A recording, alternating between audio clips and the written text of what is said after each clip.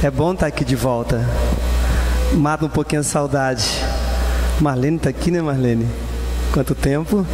O Joãozinho também. Jairo, outro Jairo, são 2 Jairos. É bom matar um pouquinho a saudade de vocês. A gente tem estado bastante ocupado na igreja também. E esses dias a Érica ligou para mim e para poder a gente cantar. Eu falei: Érica, como que eu vou cantar? Eu tô sem voz. E ainda tô sem voz ainda. Mas eu me lembrei que eu rejeitei, na verdade, a Érica. Mas aí alguém aceitou o chamado e aí convidou eu, não teve jeito. Mas eu me lembrei de uma frase que Jesus falou uma vez para o apóstolo Paulo, que a minha graça te basta. Quer dizer, eu recebi um dia esse dom, não importa da maneira que eu esteja, eu estou louvando a Deus da maneira que estou. E como o nosso pastor anterior sempre falava, toda honra, toda glória seja dada ao nome de Deus. Então a Ele todo louvor e toda honra e toda glória em nome de Jesus. Iremos louvar o nosso Deus. Meu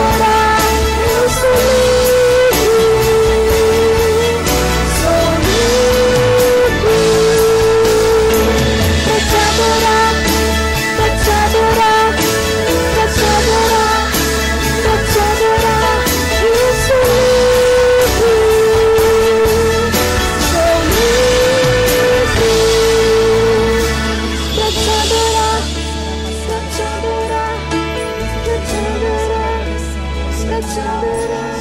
Eu sou livre pra te adorar, pra te adorar, pra te adorar, pra te adorar. Eu sou livre, sou livre pra te adorar, pra te adorar, pra te adorar, pra te adorar. Eu sou livre, sou livre pra te adorar, pra te adorar, pra te adorar, pra te adorar. Eu sou livre, sou livre.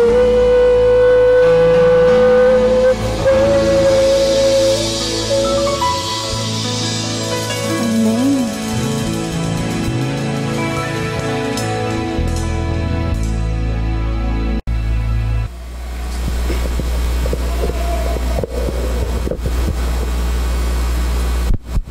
Muito bem, o texto que eu queria ler é 11, verso 24. Agora eu quero ler para que você entenda.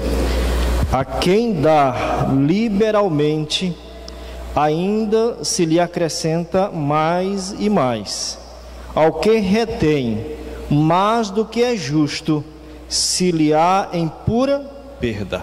Medite em casa sobre esse texto bíblico. Oremos.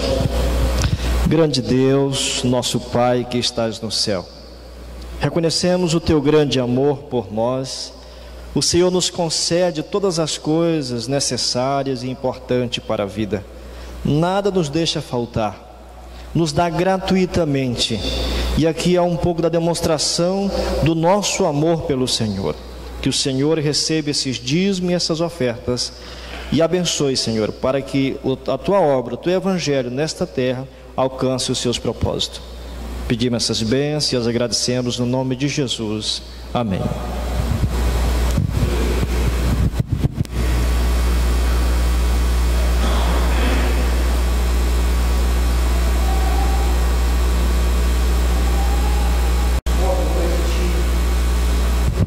Boa noite aos irmãos, boa noite. Tudo bem com vocês, né? Tudo bem, graças a Deus. Eu vejo que tiveram um dia tranquilo, né? Penso aqui que ninguém pegou no pesado hoje, né? Teve alguém que pegou no pesado hoje? A Kate aqui já disse que pegou no pesado. O Adriano ali pegou no pesado hoje, meu irmão? Não? Acho que a maioria foi tranquilo, né? Sejam todos muito bem-vindos. Nossos irmãos lá da Jerusalém cantou essa linda música, da Jerusalém não, da Canaã, né? Da Canaã. Jerusalém é a capital da nova Canaã, não é isso? Muito bem. Sejam muito bem-vindos os nossos demais queridos que estão presentes. Que Deus seja louvado. Mas vamos ver aqui alguns anúncios. Dia 21, lançamento da pedra fundamental da igreja do bairro Olímpico. Vai ter uma programação legal lá, tá certo? Então dia 21 vamos prestigiar o lançamento da pedra fundamental da igreja lá no bairro Olímpico. Dia 24 às 19h30, caravana de mordomia.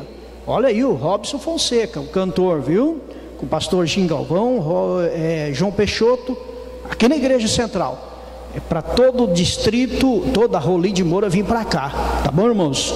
Toda a Rolim de Moura vindo para cá, para essa caravana caravana de mordomia, toda o Rolim de Moura vindo para a igreja central. Robson Fonseca aí, nesta caravana de mordomia.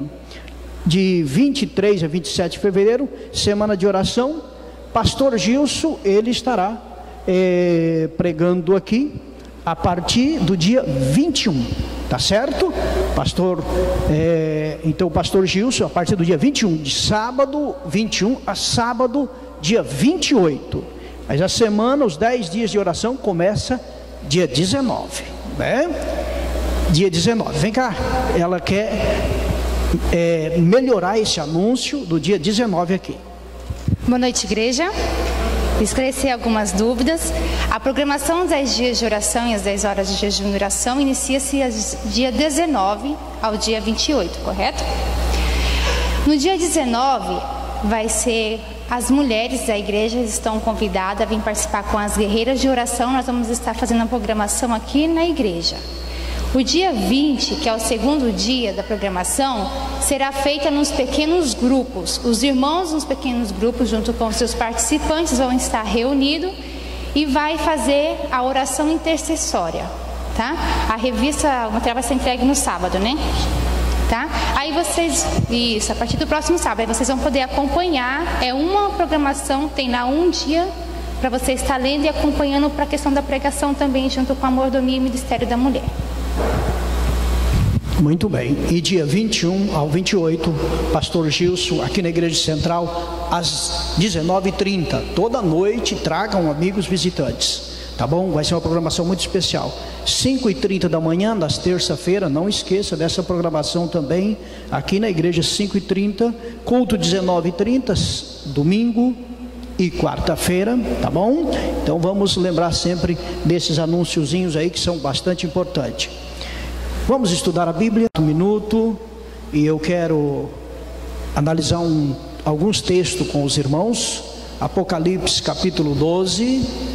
Apocalipse capítulo 12, quero que os irmãos abram as suas Bíblias, um verso bastante conhecido, queremos extrair deste texto e de outros, o plano de Deus para o seu povo aqui nesse mundo. Você achou Apocalipse 12? Feche os seus olhos e vamos orar mais uma vez. Pai querido, estamos agradecidos a Ti nesta noite pelos Teus muitos cuidados, pela bênção do dia, a proteção, o carinho. Agora estamos com a Tua palavra aberta.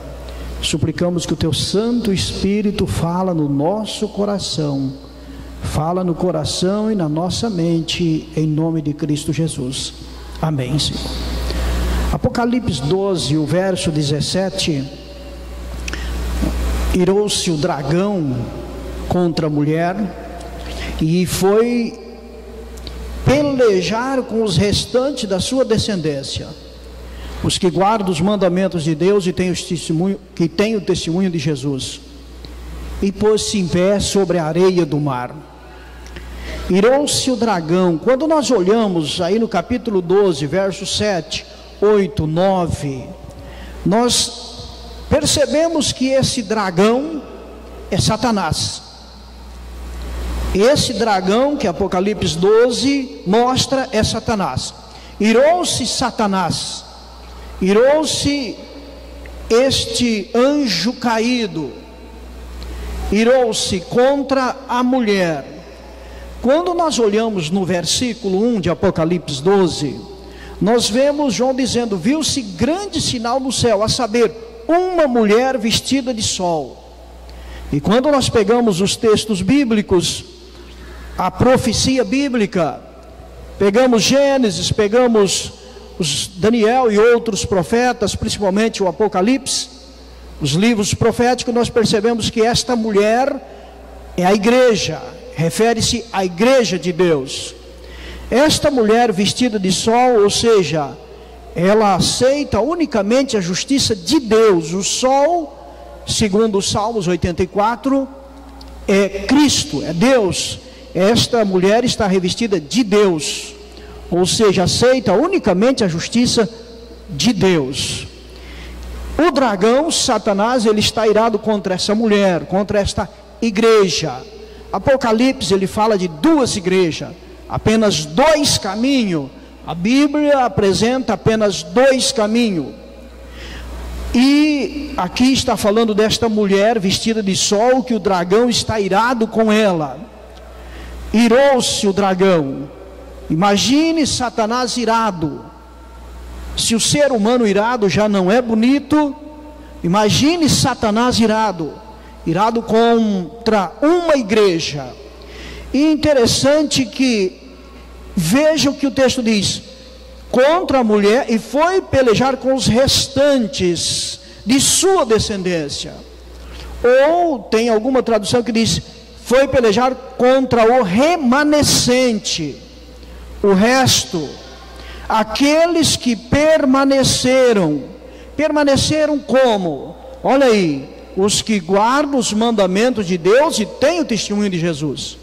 O dragão então está irado contra o restante, os que guardam os mandamentos de Deus e têm o testemunho de Jesus. Lembre-se sempre que os filhos de Deus, quando você olha aqui em Apocalipse 14, o verso 12, vire uma página para você ver. Aqui está, Apocalipse 14, 12, aqui está a perseverança dos santos. E aí o verso complementa: quem são estes santos? Os que guardam os mandamentos de Deus e a fé em Jesus. Veja que Satanás então, ele está irado contra um grupo, um remanescente, um resto, que estão objetivando na sua vida. Sempre foi o seu objetivo, o seu plano, guardar os mandamentos de Deus e ter a fé em Jesus.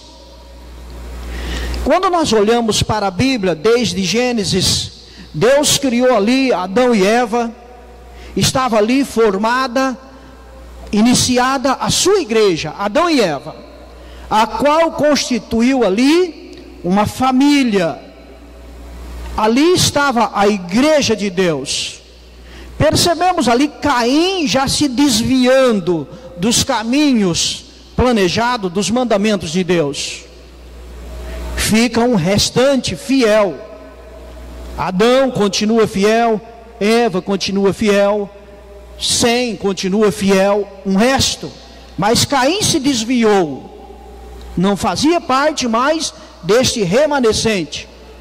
Quando nós vamos para o período do dilúvio, Deus então pede para que Noé construa aquela grande arca, e era para que as pessoas daqueles dias se salvassem. Mas apenas um resto, um remanescente, um pequeno grupo se interessou em entrar na arca. Um pequeno grupo de fiéis, um pequeno grupo de observadores dos mandamentos de Deus entra na arca. Os demais foram destruídos pelas águas do dilúvio. Não quiseram permanecer nos mandamentos de Deus. Eles não tinham fé suficiente para crer em um mundo destruído pelas águas. Eles não tinham fé suficiente para crer na palavra de Deus. Se desviaram, não obedeceram os mandamentos de Deus. Deus então chama Abraão, sua descendência, Isaac, Jacó, enfim, e institui ali a nação de Israel, convidando a nação de Israel a ser o remanescente. E ali então o povo de Israel foi convidado a ser uma luz para o mundo. Estava ali a igreja de Deus, começou com Adão e Eva, depois Noé e a sua família, depois a nação de Israel. Mas nem todos do povo de Israel permaneceram fiéis aos mandamentos de Deus. Boa parte deles não tinham fé suficiente, se desviaram das promessas e dos ensinamentos, das instruções de Deus. Muitos pereceram no deserto, não tiveram oportunidade de entrar na terra de Canaã, porque não observaram pela fé os preceitos de Deus. Se nós vamos mais à frente, quando Jesus nasce, a Bíblia diz que ele veio para o que era seus, mas os seus não o receberam. A nação de Israel, eles deviam abraçar a vinda do Messias. Deveria ser a maior alegria a vinda do Messias. Deveria ser um momento único na história da humanidade, o nascimento de Jesus. Imagino que deveria ser como nós esperamos a vinda de Jesus, a segunda vinda de Jesus, deveria ser a primeira vinda de Jesus. Mas a maioria do povo de Israel estavam céticos, não estavam confiantes, não exerceram fé nas profecias, nas promessas do Messias. E boa parte, ou a maioria, rejeitaram. Mas nós entendemos pela Bíblia que nem todos rejeitaram. Quando aquela estrela apareceu, os magos viram aquela estrela e entenderam a profecia e foram adorar o Messias. Ali tinha ainda um grupo remanescente, nem todos estavam desviados das promessas e das profecias. O sacerdote, o velho Simeão, quando ele vê Maria e José entrando com Jesus nos braços, ele pega aquele menininho, aquela criança, ele diz: os meus olhos viram o Rei da Glória, o teu servo agora pode descansar em paz. Ali estava um exemplo de um remanescente.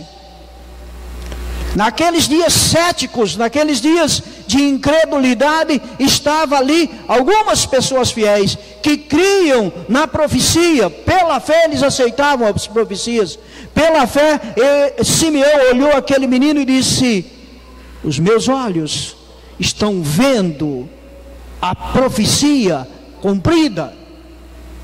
E nós vemos ali agora Jesus instituindo a sua igreja, 12 homens. E um se desviou, mas 11 homens, entre os 12 escolhidos, permaneceram fiéis.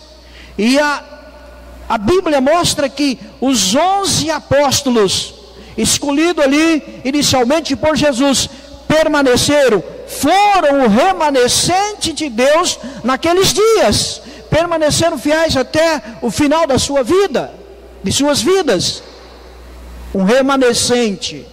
João, o último dos apóstolos a morrer, morte natural, prisioneiro na ilha de Pátimo, prisioneiro porque ele era um remanescente, um dos remanescentes.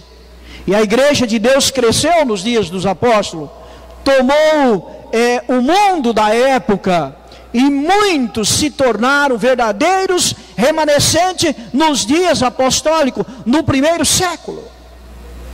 Mas João, ele profetiza que depois de Jesus sair, de Jesus se retirar, ir para o céu, depois do ministério apostólico, muitos lobos devoradores entrariam no seio da igreja.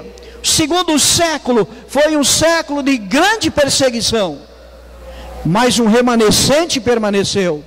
Se você estuda a história, terceiro século, quarto século, enfim, sempre um remanescente permanece fiéis aos princípios de Deus, aos mandamentos de Deus.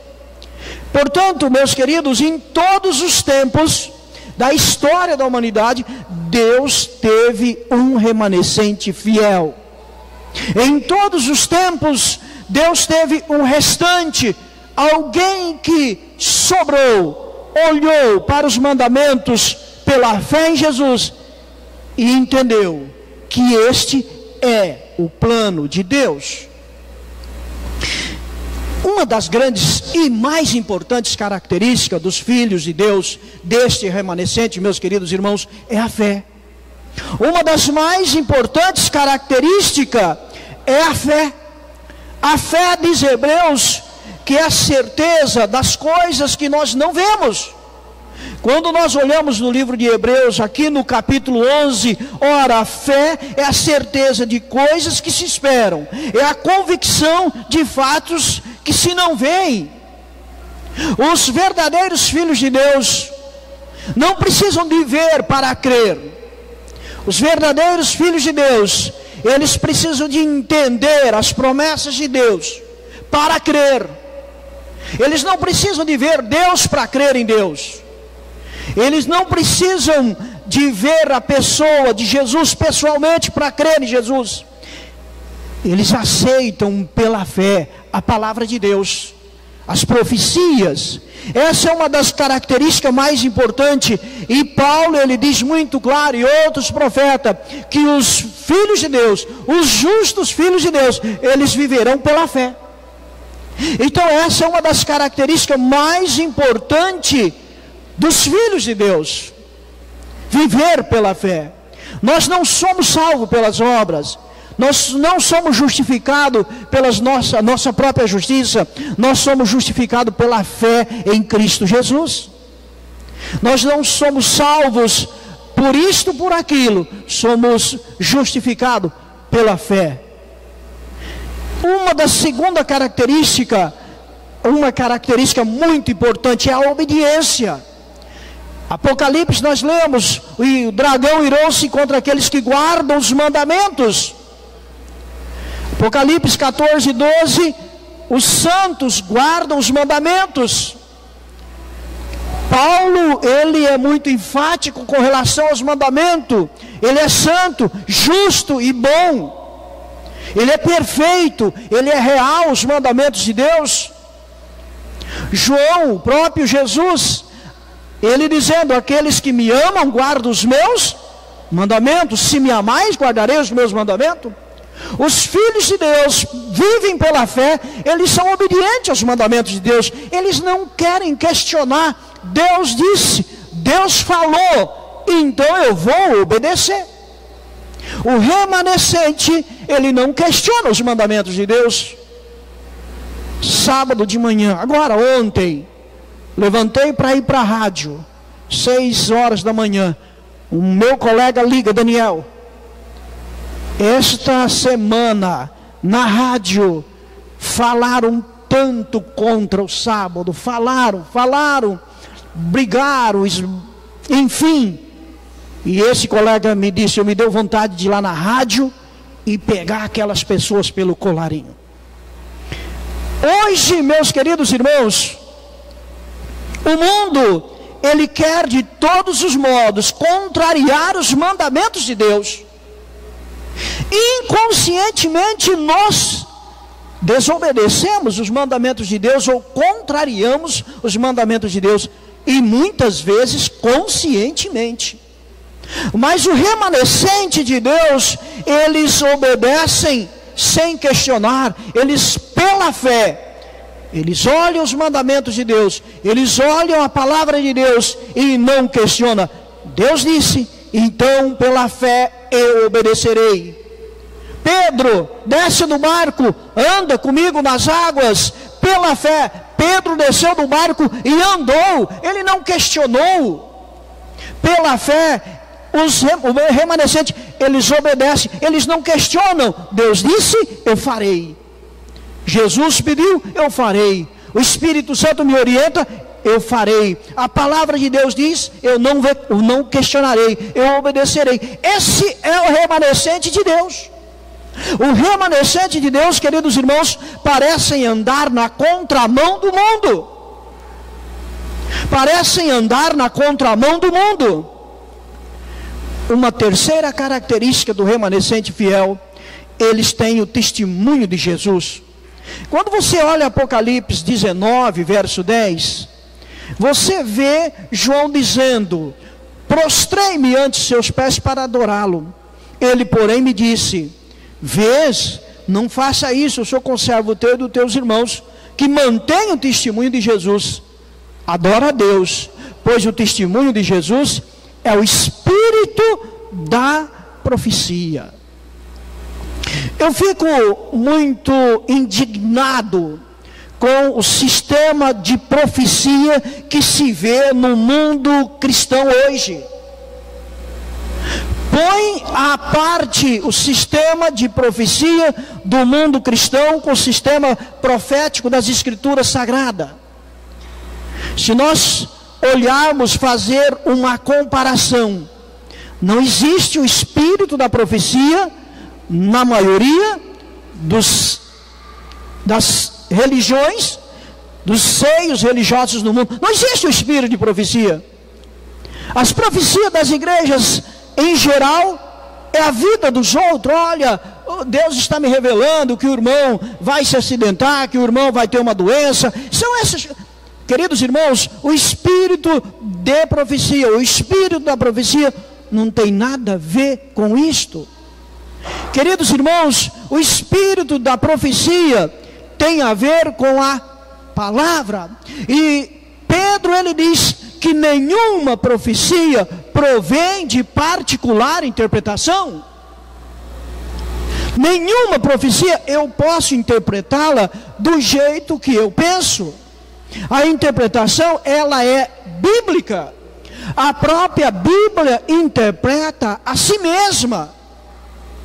E nós, adventistas, aceitamos os escritos de Ellen White como uma orientação profética, como o espírito da profecia.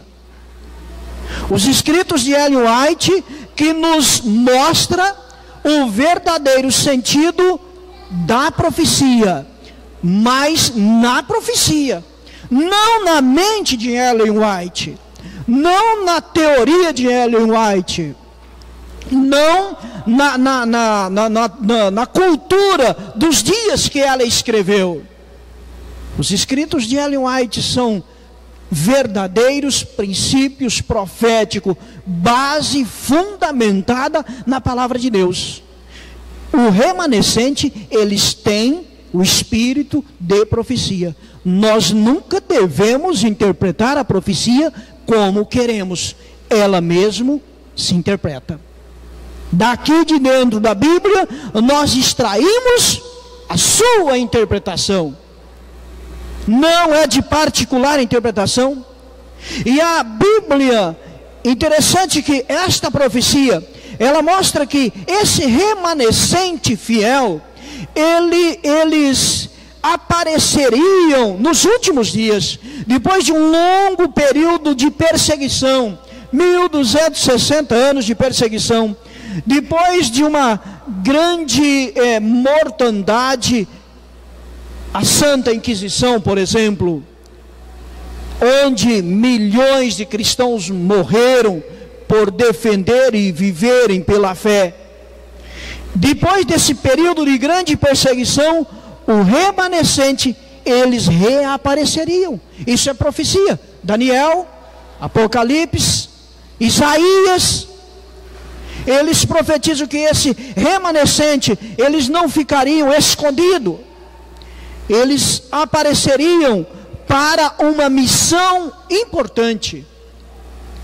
E no ano de 1844, ao findar da profecia das 2.300 tardes e manhã, esse remanescente, a partir de 1844, esse remanescente então, ele começa a aparecer. E então, começa-se através da palavra de Deus, tomar um norte, uma reforma na vida cristã, uma reforma nas verdades proféticas, uma reforma, queridos irmãos, nas doutrinas que por séculos e séculos foram mudadas, foram tiradas, foram ocultadas. Então o período da reforma trouxe à luz as grandes verdades que por século ficaram escondidas, esquecidas e mudadas. E o profeta Isaías, no capítulo 58, eu acho interessante esse verso, Isaías 58, onde ele diz, lá no versículo 12, os teus filhos, o remanescente, os teus filhos edificarão as antigas ruínas, levantará os fundamentos de muitas gerações, e será chamados reparadores de brecha e restauradores de veredas, para que o país se torne habitável. O remanescente de Deus, ele surgiria com uma missão. 1260 anos de grande perseguição. As grandes verdades, a Bíblia não estava na mão do povo. As pessoas não tinham oportunidade de ler a palavra de Deus. Eles não tinham oportunidade de ter a sua consciência livre para decidir o que eles criam ou não criam. As pessoas não tinham a sua liberdade de prestar culto de louvor a Deus como eles gostariam. Foi 1260 anos de trevas morais, trevas espirituais. Mas a profecia diz que não ficaria assim. Os filhos de Deus, os remanescentes de Deus, eles se levantariam para edificar as antigas ruínas. Ou seja, aquilo que o poder satânico do dragão, com os seus comandados, com os seus liderados, aquilo que eles destruíram na profecia, aquilo que eles destruíram nos mandamentos, aquilo que eles destruíram nos conceitos proféticos, esse remanescente teria a missão de edificar, de levantar os fundamentos de muita geração. O remanescente de Deus hoje, queridos irmãos, tem esta grande incumbência: levantar os fundamentos de muitas gerações. Quais são os fundamentos de Deus nas gerações de Israel, no passado do povo de Israel? Para Isaac, para Abraão, Davi, para os apóstolos, os profetas. Aquilo que foi ocultado pelo dragão e os seus liderados, o remanescente tem o dever, tem a obrigação, tem o privilégio de restaurar. A igreja remanescente, meus queridos, ela foi colocada no mundo para restaurar, tapar as brechas. O poder romano foi lá no quarto mandamento e tirou o quarto mandamento. Foi lá no segundo mandamento e tirou o segundo mandamento. Ele fez grandes barbaridades em relação à lei de Deus. E nós, ou seja, o remanescente fiel de Deus, eles precisam de tapar estas brechas que foram feitas pelos poderes comandados pelo dragão. Grande missão. Pergunto nesta noite: sou eu um remanescente de Deus? Sou eu um fiel remanescente de Deus? Queridos irmãos, o remanescente, eles teriam uma missão. Eles não ficariam de braços cruzados. Eles teriam 3 mensagens fundamentais para anunciar ao mundo. Olhe para essas mensagens, lá em Apocalipse 14, meus queridos irmãos. Deixa eu ver se nós nos enquadramos nestas mensagens. Apocalipse 14, vi um anjo voando pelo meio do céu. Ou seja, mensageiros. Esses anjos são mensageiros que voam e têm o evangelho eterno para pregar aos que se assentam sobre a terra, a cada nação, tribo, língua e povos. Ou seja, os mensageiros fiéis de Deus, os remanescentes, eles têm um evangelho verdadeiro, eterno, fundamentado na profecia. E esses mensageiros, eles pregam a cada nação, tribo, línguas e povos. E esses mensageiros, este remanescente, diz com grande voz: temei a Deus e dai-lhe glória, porque vindo é a hora do seu juízo, e adorai aquele que fez os céus, a terra, o mar e a fonte das águas. O verdadeiro remanescente de Deus. O remanescente de Deus não tem verdadeiro remanescente e falso remanescente. Ou seja, o povo de Deus, o remanescente de Deus, eles pregam uma única adoração, adorar unicamente a Deus. Pregam que haverá um dia de juízo. Pregam que Deus é o único merecedor de adoração. Mas os remanescentes de Deus têm essa missão, mas tem uma missão ainda mais forte, que diz o verso 8: seguiu-se o segundo anjo dizendo: caiu a grande Babilônia, que tem dado a beber a todas as nações do vinho da fúria de sua prostituição. Não é fácil, queridos irmãos, pregar a queda de Babilônia, mas Babilônia caiu, ruiu-se, Poderia ser a igreja de Deus, mas rejeitaram. Não podem ser o remanescente, rejeitaram. Agora a Babilônia caiu. Mas Apocalipse 18, sabe o que ele diz? Verso 4: ouvi outra voz dizendo, retirai-vos dela, povo meu. Se você ler o verso 2, o verso 3 está falando de Babilônia. Retirai-vos de Babilônia, povo meu, para não seres cúmplices de seus pecados e para não participar dos seus flagelos. O remanescente vai aos que estão em Babilônia e diz: Babilônia caiu, sai dela, sai de Babilônia. O remanescente tem essa missão. Você fala com amor às pessoas: olha, os erros que você vive são erros de Babilônia, sai de lá. Com muito amor e carinho, o remanescente faz isso.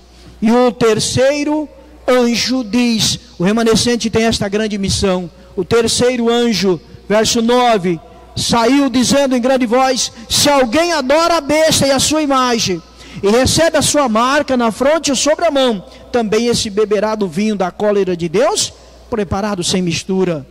Queridos irmãos, o remanescente de Deus diz: sai de Babilônia, para que você não continue adorando o poder da besta. Você não pode adorar a besta, você tem que adorar o Criador dos céus e da terra.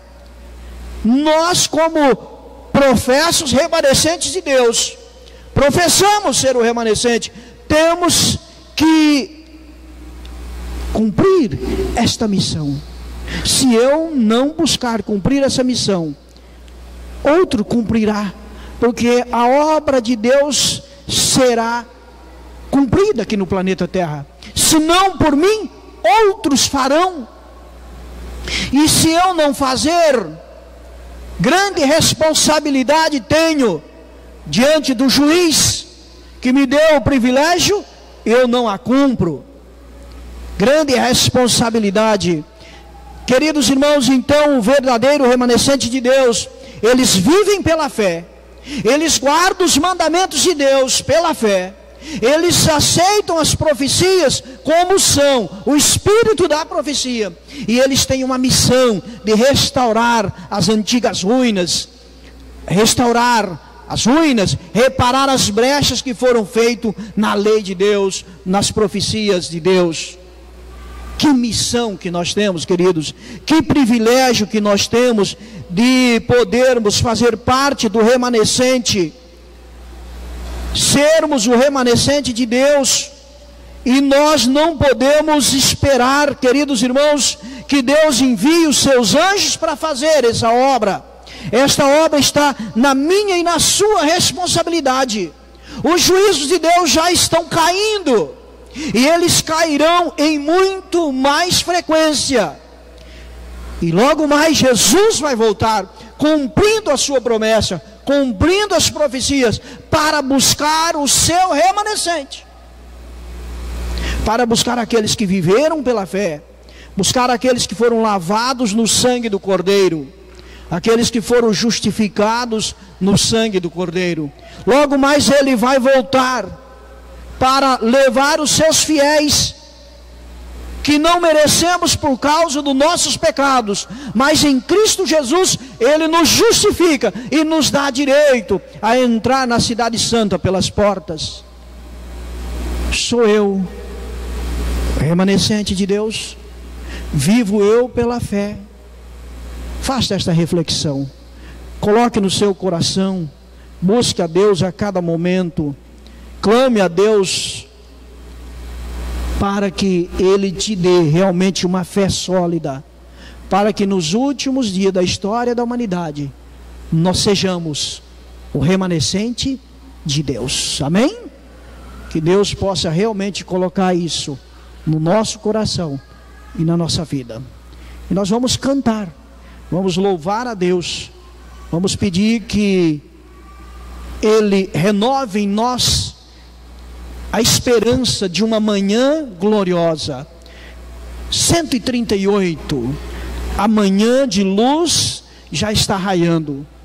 Logo mais nós vamos ver Jesus voltar para levar o seu remanescente para o céu.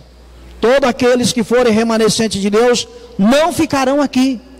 Eles alçarão voos e entraremos na cidade pelas portas. Esta manhã, logo mais, vai raiar e nós veremos Jesus voltar.